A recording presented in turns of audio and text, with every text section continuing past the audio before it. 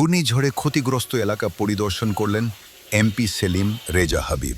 পাবনার সুজানগর উপজেলার সাগরকান্দি ইউনিয়নে ভয়াবহ কালবৈশাখী ঘূর্ণিঝড়ে ক্ষতিগ্রস্ত বিভিন্ন এলাকা পরিদর্শন করেছেন পাবনা ২ আসনের সংসদ সদস্য অ্যাডভোকেট একেএম সেলিম রেজা হাবিব।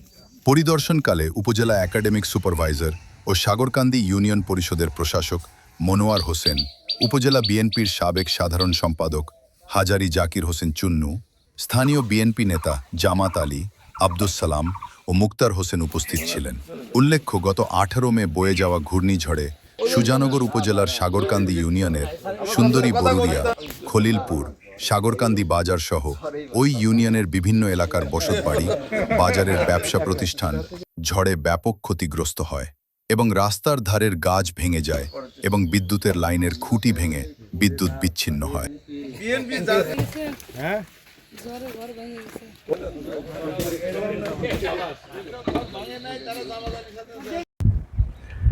ধন্যবাদ আপনাকে।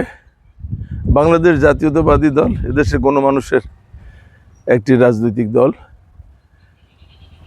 অনেক চড়াই উতরাই পেরিয়ে, অনেক সংগ্রামের মধ্য দিয়ে 12ই ফেব্রুয়ারি নির্বাচনে জনগণের বিপুল সমর্থন নিয়ে এই সরকার রাষ্ট্রীয় ভার গ্রহণ করেছে। স্বাভাবিকভাবেই গণমানুষের প্রত্যাশায় এই দলের উপর যেমন বেশি, আবার আমরা যারা রাজনীতি করি, আমরা যারা জনপ্রতিনিধি, আমাদেরও দায়িত্ব এবং কর্তব্যবোধ অনেক বেশি।